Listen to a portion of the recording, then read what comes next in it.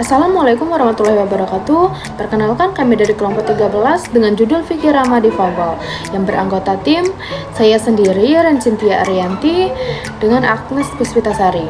Baiklah, penyampaian materi yang pertama yang akan disampaikan oleh saya sendiri yaitu A. Pengertian penyandang difabel. Difabel berasal dari bahasa Inggris differently yang berarti berbeda, dan able yang berarti kemampuan, yang maksudnya adalah orang yang berbeda dengan kondisi normal. Jadi, penyandang difabel itu apa ya? Penyandang difabel atau disabilitas adalah orang yang memiliki keterbatasan fisik, mental, intelektual, atau sensorik dalam jangka waktu yang lama, yang dalam berinteraksi dengan lingkungan dan sikap masyarakatnya dapat menemui hambatan yang menyulitkan untuk berpartisipasi penuh dan efektif berdasarkan kesamaan hak.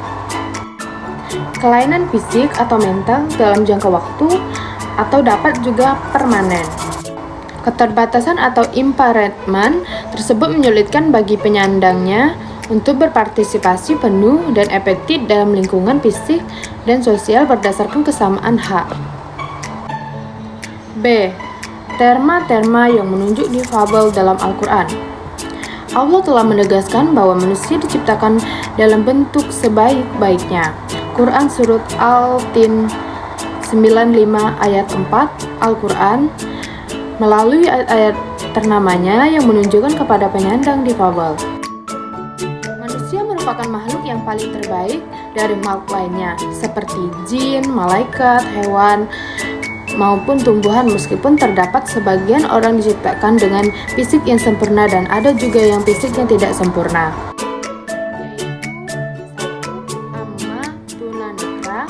Dua, Afkan tunawicara. 3, Asam atau tuna rungu. 4, Araj atau tuna diksa. 1. Al-amma difabel netra berasal dari kata amma bentuk jamak, amma dan bentuk musyurutnya. Umyun, kata ini berarti orang yang buta secara fisik. Kata amma atau al-amma disebutkan sebanyak 7 kali dalam Al-Quran. Ayat tersebut menunjukkan kepada tunanetra dan perlakunya terhadap penyandang difabel, seperti Quran Surat An-Nur ayat 61 menerangkan tantangan seseorang penyandang tunanetra etika memperlakukan mereka dalam ranah sosial. Baiklah, penyampaian materi selanjutnya yang akan disampaikan oleh Agnes Puspitasari. Kepada Agnes kami persilakan. Baiklah, di sini saya akan memaparkan materi selanjutnya. Ayat Al-Quran tersebut menerangkan tentang seorang penyandang tunanetra mereka dalam ranah sosial. Allah Subhanahu wa Ta'ala telah memuliakan para penjuang tunanetra bahwa bergaul dengan mereka tidak akan menurunkan harga diri seseorang. 2. Kata al-abkamu. Kata al-abkamu berasal dari bakama dan jamaknya bakamu dan bentuk masdarnya bokmun, yang artinya tidak bisa berbicara atau bisu, serta tidak bisa mendengar. Kata abkamu hanya 1 kali dalam Al-Quran dibacakan, yakni dalam surah An-Nahl ayat 76. Kata abkamu dalam Quran Surat An-Nahl ayat 76 ini merupakan sindiran atau kiasan terhadap patung-patung kaum kafir yang tiada Tuhan selain Allah, yang tidak mampu berbicara dan tidak mampu berbuat apapun. 3. Kata al-asamu atau difabel rungu. Asam berasal dari kata samama yang artinya tersumbatnya telinga atau pendengarannya menjadi berat. Kata asam hanya disebutkan hanya 1 kali dalam Al-Quran, yakni pada Quran Surah Al-Hud ayat 24. 4. Kata al-araju. Al-araju berasal dari kata al-araja, bentuk jamnya ar-rajul. Kata al-araju dalam Al-Quran memiliki arti orang yang pincang atau orang yang memiliki keterbatasan fisik. Kata ar-raju disebutkan hanya 2 kali dalam Al-Quran, yakni pada surat Al-Fat ayat 48 dan Al-Nur ayat 4. C. Pandangan Islam terhadap disabilitas. Islam memandang bahwa semua manusia adalah setara, tidak terkecuali bagi para penyandang disabilitas. Mereka berhak mendapatkan perlakuan manusiawi dan layanan fasilitas yang memadai, terutama